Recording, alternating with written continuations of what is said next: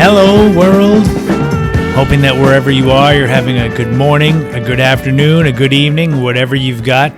This is the debut episode of the In My Footsteps podcast. I am thrilled that you could join me.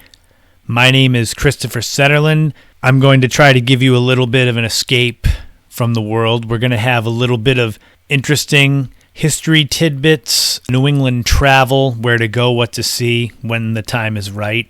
A little bit of retro, going back in time, and some more interesting things as we go along. But as I said, this is the debut episode, so it's going to be kind of a work in progress. So I wanted to share a little bit about me and why I'm doing this podcast. So I am a 12th generation Cape Codder. I will get a little bit more into what that exactly means later on. I currently have 5 books out in stores with a 6th in post-production. So the first 3 were all entitled In My Footsteps. They were travel guides.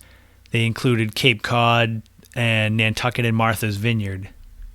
I used my knowledge of Cape Cod and the islands to kind of share some places to go and visit, to eat, to shop, things like that, and included photography and GPS coordinates too to make it easier to find everything. This led into a second trilogy of books, this time through Arcadia Publishing. My first 3 books were through Schiffer. The Arcadia Publishing books were historic restaurants of Cape Cod and Cape Cod Nights, which was historic nightlife and clubs and whatnot. The 6th book, the one that's in post-production now, is Iconic Hotels and Resorts. So that should be coming out hopefully in the spring of 2021. So I've been a lover of photography and travel and history and all that good stuff for a long time, and that's kind of what all came together to make the In My Footsteps travel blog. I've actually had the same blog since January 2010. It all began kind of as a coping mechanism after my Nana had passed away a few weeks earlier. I basically got in my car and drove to a bunch of different towns. I mean, a couple of hundred. Started on Cape Cod and then branched out all over New England, and basically just took pictures of things I was interested in, places I wanted to see, and then I would write about them, history and what made them unique. Kind of like if I cared about something, I wanted to make someone else care about it and maybe go and see it.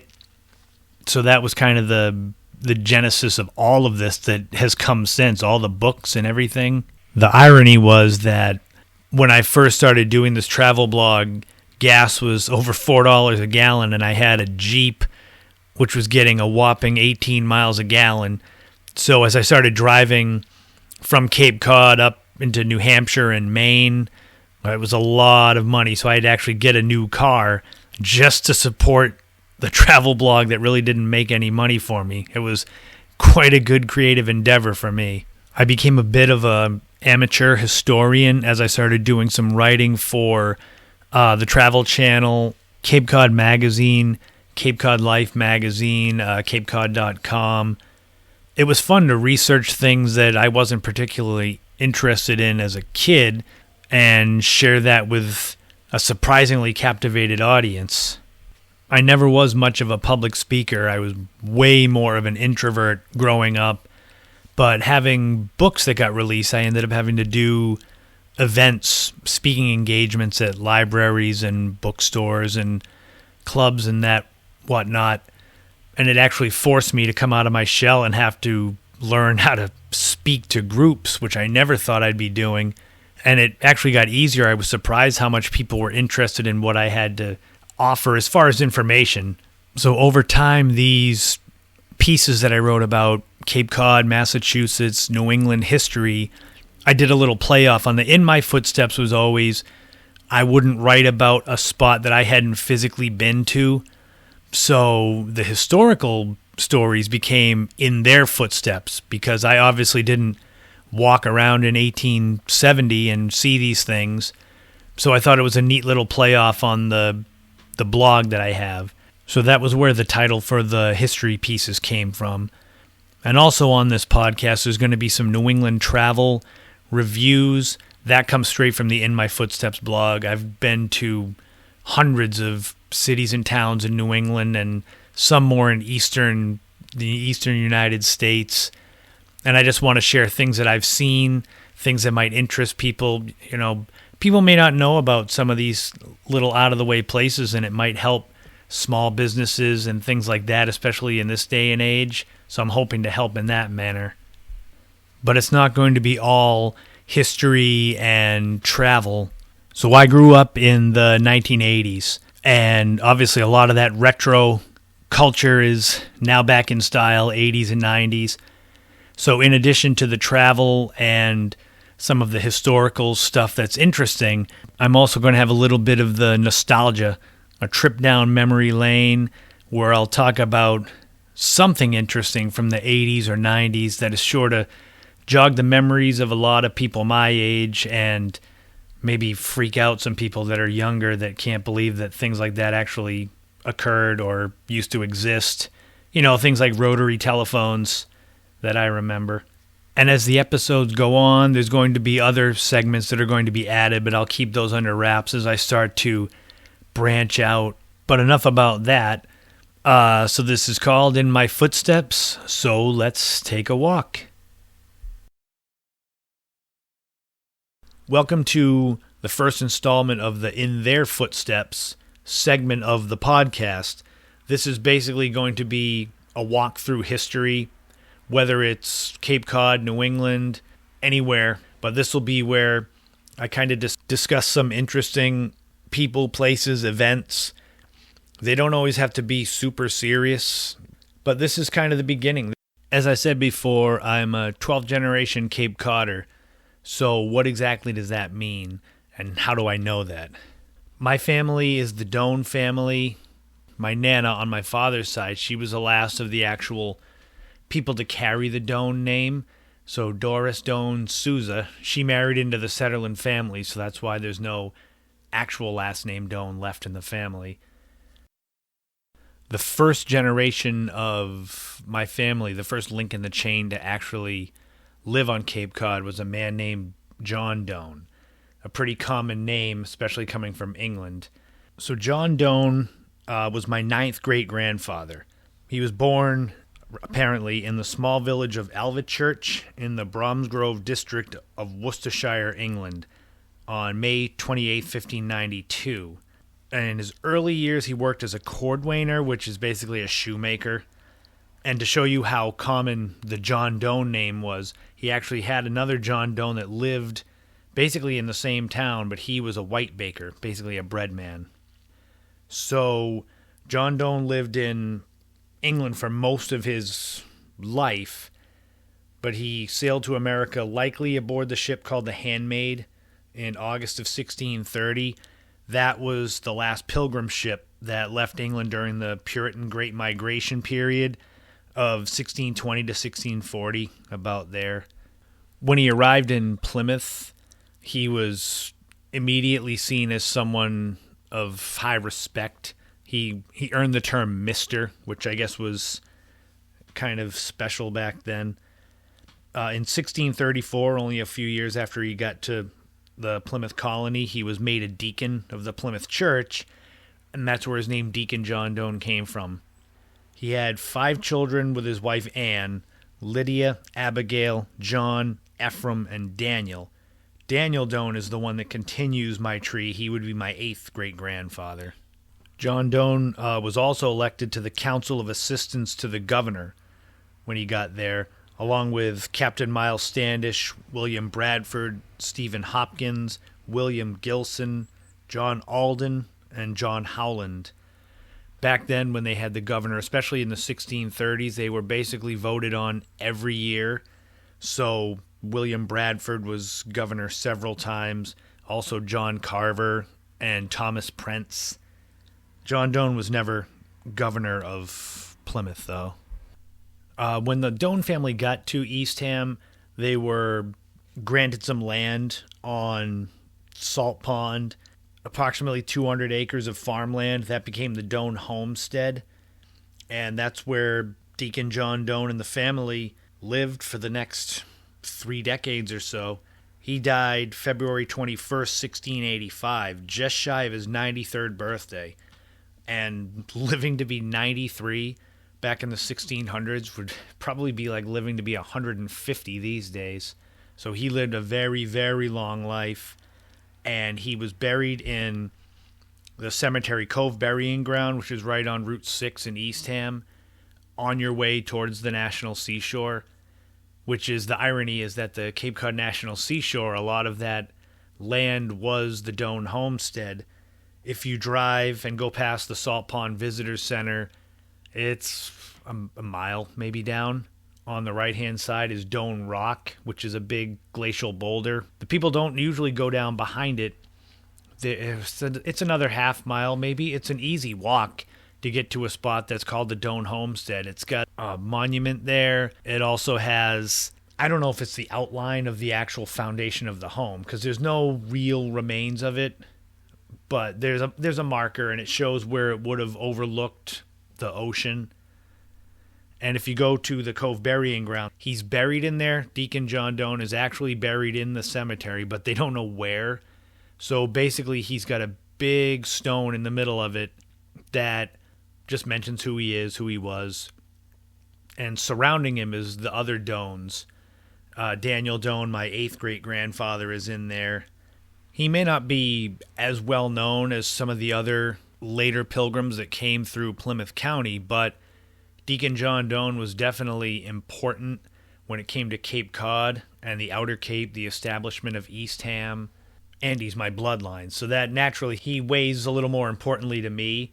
And before anyone asks, especially longtime Cape Codders, I get a lot of questions about if I'm related to the funeral people, Doane, Beale, and Ames.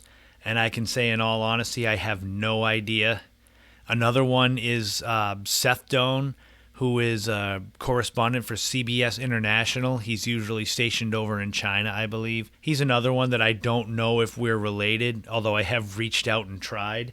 But that may be a question for the Doane Family Association. I'm a member of the group on Facebook, and I'm sure they have a lot more information than me. But just in case anybody was wondering about that. So that's a little bit about Deacon John Doane and the link to me and my family, the Doane family. Obviously, the question would come up as to how do I know all of this? It's kind of hard to track down records from over 400 years ago. That comes down to Ancestry.com.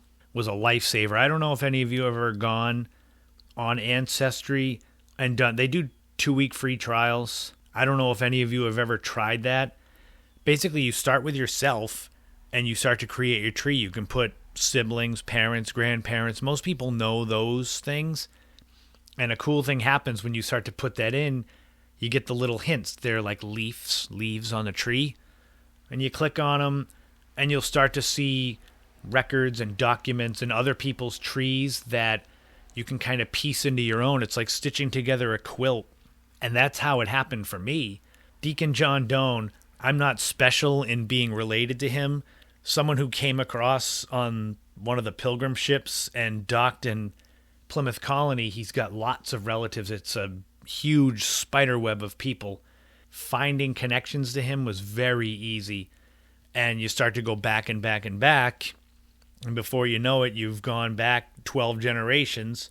And even further, the Doane family, I actually found connections back 1,000 years. But going back 1,000 years to feel relatively comfortable in saying that, granted, it could be wrong, but it's like writing. When you're writing an article and you need to have sources to back up what you say, it's always wise to have at least 2 different sources corroborating the same information. And I chose to do the same sort of thing with my family tree on Ancestry, because anyone can put up one fake hint and then you put it in and your tree is ruined. But if you have 2 different trees saying the same thing, it's highly likely that that is true. So that's basically what Ancestry did and helped me to trace my tree back. But kind of a side note to that is, and I'm sure this is true for a lot of people, young and old, when you're younger, you don't really have an interest in your family history. You don't have an interest in the history of the place you grew up. That's all kind of, whatever. And that used to happen with me, where my grandmother told me about places and people, especially cemeteries. I don't know why, but she would say, you're related to a bunch of different people in this cemetery, that cemetery. Essentially, my Nana was the driving force behind me taking an interest in the history of my family. And I made it a point to trace the family tree back as far as I could for her before she passed away in 2009. So I knew a lot of this back right before she died. And right after she did, that kind of led into the travel writing that I did. So it's all connected. Enjoying finding out about the family, uncovering the different names, going to the places that they lived or they visited. That's why Doane Rock and the Doane Homestead is so interesting, because I know at some point someone that shares DNA with me lived out there. And I'm sure it's the same for anyone who's grown up, not Cape Cod, New England, anywhere in the world. You start to discover the people that were important in your family long before you were here, and then you want to go and stand where they stood. And that's a lot of the In My Footsteps thing comes from me standing where they stood, and the In Their Footsteps, which is this segment here, the kind of the history part. But I would highly recommend to anyone who has any interest in their own family history to check out Ancestry.com and do their free 2-week trial and just see what opens up. You might fall down the rabbit hole like me, and you may end up with your own In Their Footsteps ideas. So before we go on, just a little sidetrack. Did you know that there's 114 miles of bike trails on Cape Cod alone? And there's hundreds and hundreds of more miles of bike trails throughout Massachusetts and the rest of New England. So for those of you that enjoy being outdoors and enjoy bike trails, you need a bike. If you've got one, if you don't have one, if you want to rent one, buy one, there's one place that you really have to check out. That's Barb's Bike Shop at 430 Route 134, South Dennis. They've been open since 1989 with high service, high quality. They've got all kinds of bikes, road bikes, hybrid bikes, street bikes. They got the fat tire bikes that you can go on the beach with. They've even got electric bikes. They got sales, rentals, repairs. They do tune-ups. They've even got an air pump you can pull up and pump up your tires. So if you're looking for great service, great quality of bikes, check out a place that's been open for over 30 years. Barb's Bike Shop, Route 134, South Dennis. Call them at 508-760-4723. Visit their website at barbsbikeshop.com, and you'll be pleasantly surprised. A little spot out of the way, but they've had high quality for a long time. So go and check them out. Barb's Bike Shop. Make sure to say hi to Mike when you're in there and mention that the In My Footsteps podcast directed you towards their business. I'm sure that will make his day. Barb's Bike Shop. Go check them out.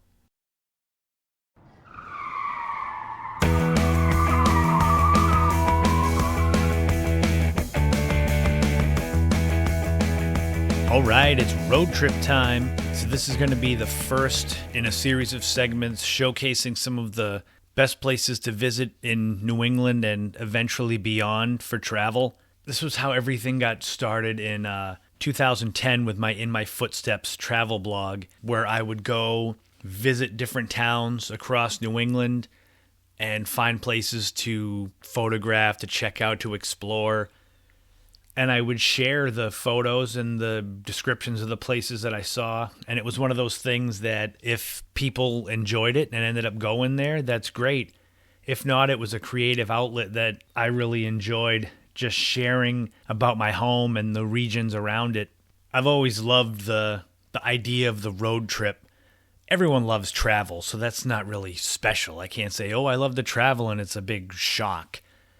But the idea of the road trip and getting in a vehicle and driving hundreds, maybe thousands of miles and just seeing everything you can, that's kind of a big throwback to like the Old West and exploring and finding new places. It's one of those things like, yeah, everything's been seen in this country, but if you haven't seen it, then it's new to you. And that's sort of the idea behind these segments about places to go and visit. I'm sure a lot of you will have seen these places, but you never know. Maybe you haven't.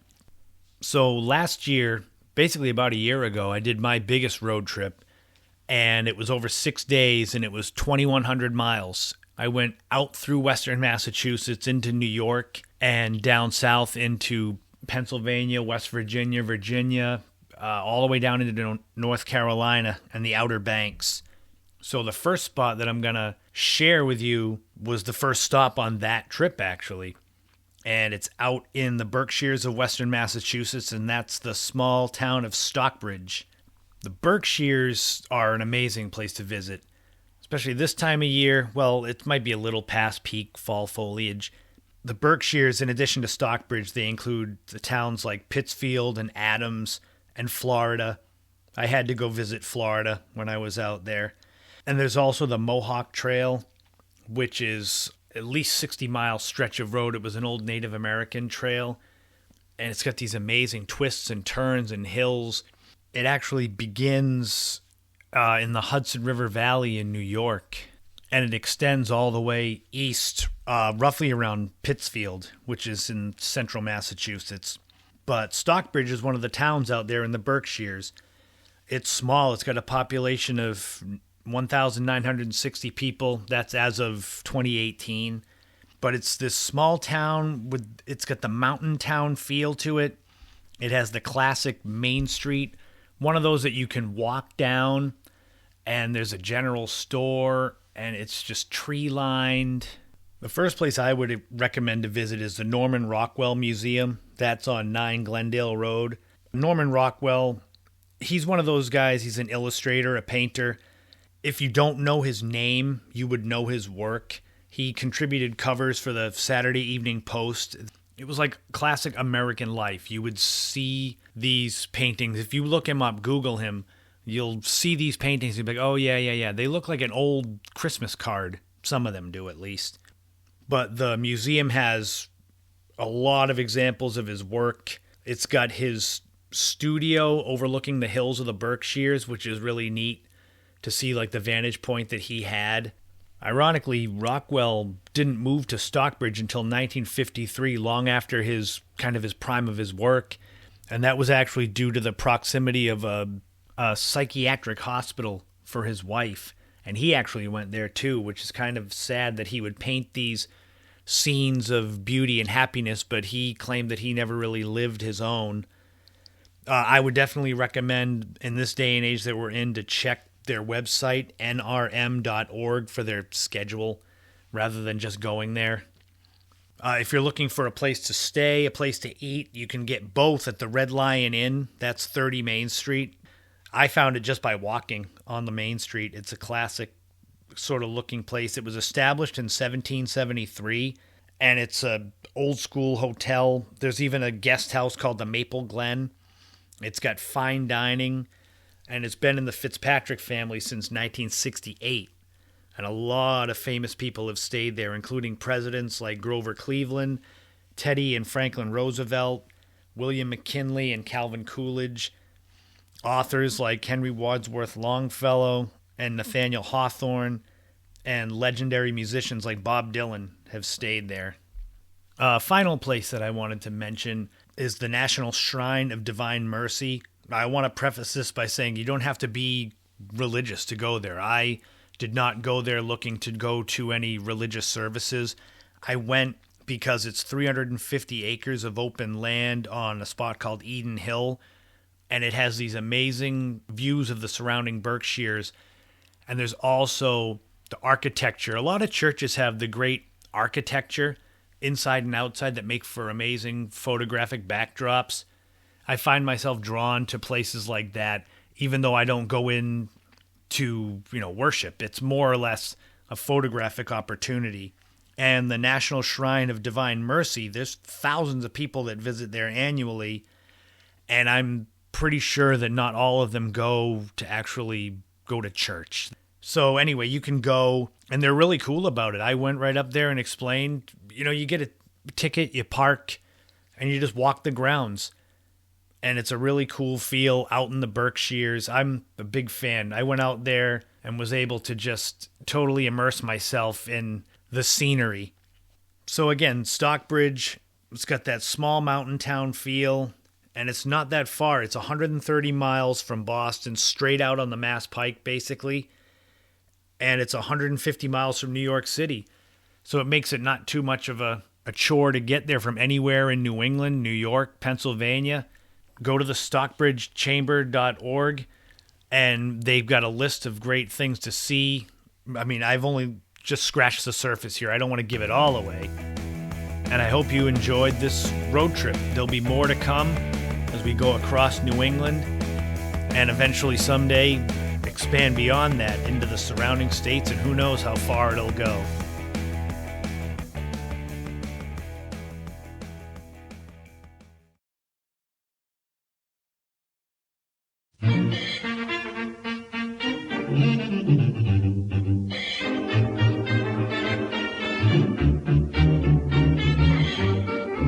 And now comes the part of the show where we go way, way, way, way back in the day to the 1980s and 1990s. As a child of the 1980s and a teenager of the 1990s, I always love looking back at the old days, the retro stuff that a lot of it's now in style again. Being born in 1977, this whole back in the day segment of the show is going to be basically things that I remember as a kid growing up. I can't go back any further than that because I don't have too many memories of the 70s. But I figured, what better way to start a sort of retro segment than the original Nintendo Entertainment System, the old NES. So anyone who's a kid of the 1980s or 90s, well, even today, Nintendo is a huge, huge name. But back in 1985, when it first came out, it blew away anything else that I had ever seen. A little bit about it. Nintendo was a company in Japan, and they had already been producing the Nintendo Entertainment System for a couple of years before they came to America. And the irony is, initially they wanted to kind of partner with Atari, who was the reigning king of the video game systems at the time, and, you know, kind of break into the American market. And then the video game crash of 1983 basically killed Atari. That's something I'll cover in another time, but basically the cliff notes are that they severely overestimated the demand for their product going into the Christmas season. So they ended up with millions of unsold games, especially so E.T. was the game that basically, they say that it killed Atari. It was rushed to try to get it out for the Christmas season and capitalize on how big the movie was. And the game, the developers tried, but it was such a rush job that it was just no good, and it didn't sell well. And Atari had put together so many cartridges, and they just didn't sell. And the legend had it for years and decades that they took a lot of these unsold E.T. games and buried them in the desert somewhere. And ironically, a few years ago, they actually were discovered. They dug them up in a landfill in Alamogordo, New Mexico. Thousands of these E.T. video games, not just E.T., but, you know, the other classics that they had, Centipede and Pac-Man and Pitfall and those. So the video game crash almost killed the industry in America, which would have destroyed it for kids like me. So a couple years later, October 18th, 1985, Nintendo released its NES because they realized they didn't have to partner with Atari anymore. They basically could compete with them as Atari was struggling and they would never recover. And Nintendo, when it first came out, the video game system, it was a gray square rectangle, and it had these cartridges that you would put in there. And the NES, when it came out, it initially cost $149.99. So if you adjust that for inflation for today, it would be like $360. And for comparison, the PlayStation 5 that has been released is $499.99. So even back then in 1985, Nintendo was actually a pretty good deal. The video games themselves, the cartridges cost up to $60, which would be about $145 today. So that was not as good of a deal. And for those that remember getting it as a Christmas gift, you'll remember that it came with the Super Mario Brothers and Duck Hunt combination. And Super Mario Brothers, that's another legend for another back in the day segment. But basically, Super Mario Brothers Duck Hunt, and it came with the plastic gun that you could shoot at the screen. And if you shot the ducks, the dog would go and grab it. And if you missed the duck, the dog would pop up and laugh at you because you were terrible at shooting. But there were a lot of legendary games that came out in the first few years of Nintendo. The Legend of Zelda, everyone loved that game. That was a huge seller. Castlevania was one of my personal favorites. That was like a vampire game. Then there was Mega Man. Everyone remember Mega Man, where you were a robot and you fought all these other robots that were made to fight against you. And Mike Tyson's Punch-Out.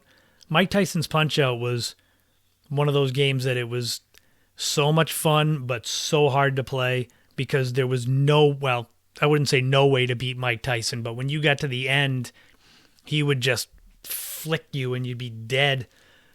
The best I could do was time blocking his punches, and I would go the distance and lose. The weird thing is today, Punch-Out is still a game, but Mike Tyson's name is not involved with it. After Mike Tyson's contract ran out with them, they kept on releasing the game. This was like in 1990, and they replaced Mike Tyson with Mr. Dream. I don't remember ever playing it to fight Mr. Dream, but I'm sure he was just as hard as Tyson was. And then another one of my favorite games was Tetris. And that one, if you ever played Tetris, you can hear that music in your head right now. And that was the one where it was a puzzle game. Puzzle pieces would fall from the sky, and you'd have to create lines, and if you had a solid line, it would be removed, and then the pieces would gradually get faster and faster until your eyes were crossing. And they had that at the arcade, actually, too. You could play it at the arcade. Boy, they got a lot of quarters out of me. There was a sub shop down the street that had Tetris, and my whole goal was to try to get the top score, and I wasted a lot of quarters at the arcade. And I realize now that's a very retro sentence to say.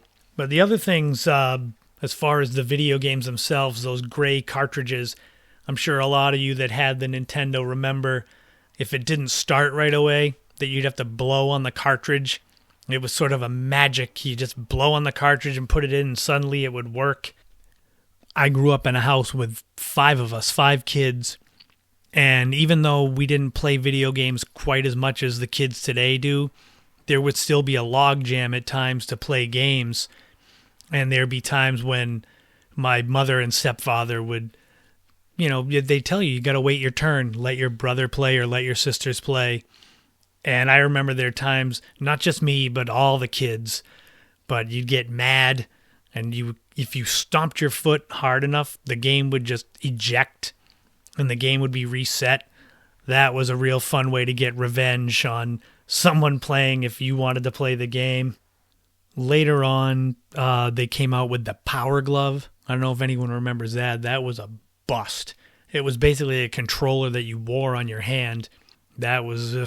I never used it, but it seemed like it was something that was way too much money for not enough return.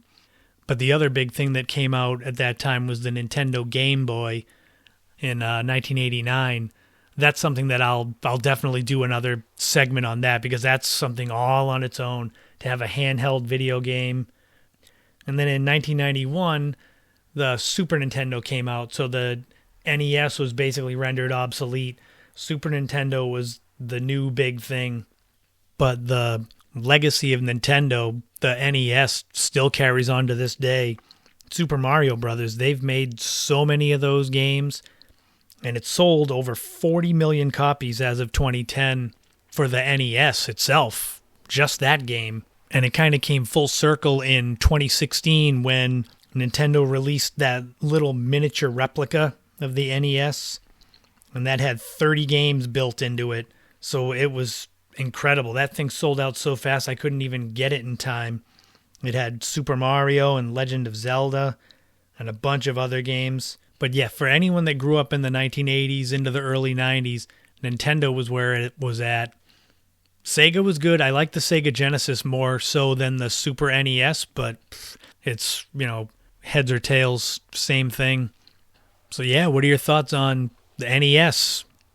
Did you like it? Did you hate it? Do you wish that it was still around now? But this will be a recurring segment on the show going forward, just a little trip back in time, back in the day, way, way, way back to the 1980s or 90s. So if there's ever any subjects you want covered or something interesting like that, make sure, drop me an email, christophersetterland@gmail.com. And I hope you like this one. It was a lot of fun. I enjoy reminiscing about having to blow on the cartridges or stomping on the ground to eject it from against my brother and having Nintendo attitude. That was what it was called when we would get angry at the video games if you'd lose or if you'd get far or if your saved game got erased. I'll never forget that, and definitely never forget the NES. So that's all the time we have for this debut episode of the In My Footsteps podcast. I want to thank you so much for taking a few minutes out of your day to listen to me rant about things I enjoy and things you might enjoy. If you have any questions or comments, you can send me an email, christophersetterland@gmail.com. I'll do my best to see how that goes with answering questions and maybe sharing some answers on future podcasts. You can also find me on Twitter, Chris Setterland on Twitter. I can't fit my whole name on Twitter. And Instagram. I'm on there a ton. I've got 4,000 photos you can go through and see how I spend my time. Follow my Facebook author page. It's literally Christopher Setterland in my footsteps. I've been using that name for a while. You can become a subscriber on YouTube.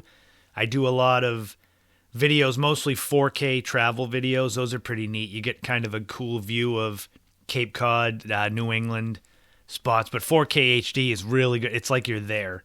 So that's always a cool selling point.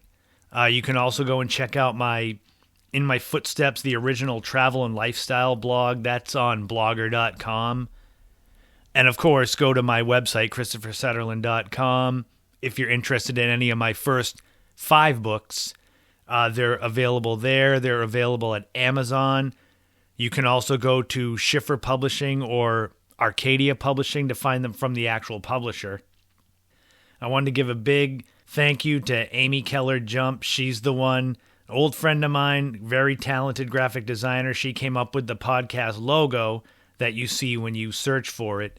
If you're interested in her talents, you can go and find her at Signorama in Braintree, Massachusetts. Go in and say hi, tell her you like the logo because it's great.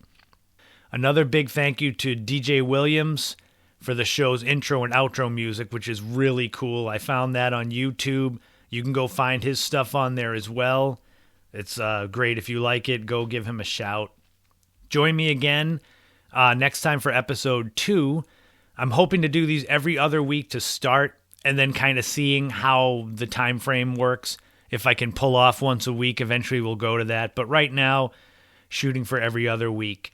So join me for episode 2, where we'll discover Cape Cod's lost Atlantis, take a cliff walk in Newport, and relive the magic that people my age had of making mixtapes way back in the day.